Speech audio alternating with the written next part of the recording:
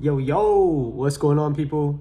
Listen, I thought I'd come on here and share a few insights from the past couple of days. I've had some phenomenal calls with 9-figure mentors, okay? Guys that are doing extremely well in business, but not only that, is they have a huge heart and desire to really impact people's lives, hence why they make the money they make. So we had a couple of mastermind calls and I was taking notes. I was extremely taken back by a few things that was said. Really had a profound effect on the way I was thinking and what I'm going to be doing moving forward. So I thought I'd just come on here and share a few of the things that I took away from it. Okay, number one, anytime you're going through challenges, turmoil, adversity, negativity, be grateful, because listen, every reward comes after a lesson. You don't get the reward before the lesson. You get a lesson and then you get a reward. So the reward comes after. You appreciate the reward because of the lesson. And if you really pay attention to that, then all of the adversity you go through, you're going to look at that now through like a lens of, no way, I must be getting close. I must be getting close to the reward. So all of a sudden, you change your perception on what that feeling, that situation was, and now you turn it into one of excitement, anticipation.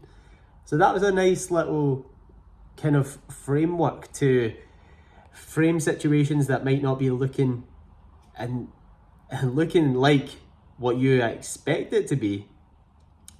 But listen, everything always works out.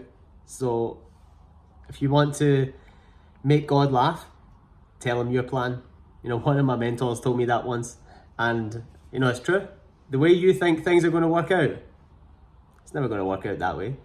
You do not know what's off your radar screen. All you can see, this is your awareness right here. All you can see is that. All of what's going on around that. That's actually what's happening to bring you the conditions, the circumstances, everything that's actually going to bring forth that thing that you want. So you just trust. And the unseen, you just have faith that the dots will connect somehow, some way. So that was one of the first things that we shared. I've got some of my notes here that I was just looking through because it's powerful. One of the other things that was shared, success is viewed through a different lens for a different person. Success to you might be completely different to what success to me is. Now, I say that to say, do not compare yourself to other people. Comparison is the thief of all joy. So if you're comparing yourself at your chapter 2 to someone else chapter 13, you're going to look at yourself and think, oh man, instead of thinking, imagine when I was on chapter 1, I was so excited to get to chapter 2.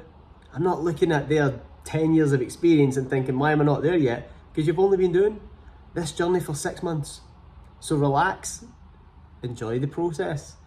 So that was something key, because you need to determine what success is for you. You need to set a standard. What is success?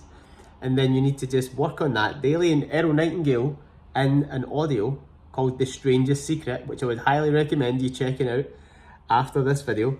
You can also find it in the link on my Instagram and Facebook bios, because it had a profound effect on myself a few years ago. And in that audio, he talks about that. He said you have to have a goal. You have to have a clear definition of what you want. And when you're moving towards that, that is success. It's the progressive realization of a worthy ideal. Okay? An ideal is simply an idea that you love. So you need to set that criteria for yourself. You need to work towards that each day, and you'll feel fulfilled, you'll feel happy, you'll feel excited. I was speaking to one of my mentors today, and I said, do you know what? I'm getting up earlier and earlier in the mornings, and I'm like fired up. I used to get up sometimes 6, 7, and I would be so lethargic, wiping the sleep out my eye, thinking, God, maybe just snooze the alarm 10 more minutes. Now, I'm like 4 a.m.'s there, I am straight up, I am on it, cannot wait to start the day. And it's not an overnight process, but when you attach yourself to something bigger than just your current situation, you get charged up. The people that are just lethargic, can't get out of bed in the morning, just being lazy, it's because they are only thinking about the now. You know, the more successful people that I meet, that the more successful, they could wake up when they're done sleeping, they could sleep in all day, but they're probably up before anyone. They cannot wait to get up and work because they're tapped into something bigger than themselves. So yeah, that's just a few of many insights, many things that I'm taking away from this weekend. I'm really going to think over it, apply it, see how I can actually implement it as of right now. And I'm just going to expect some amazing results from it. And you know what? That expectation, that anticipation that it's already here is going to create new results. So that's how it works. Okay, your imagination is your future. Let's go.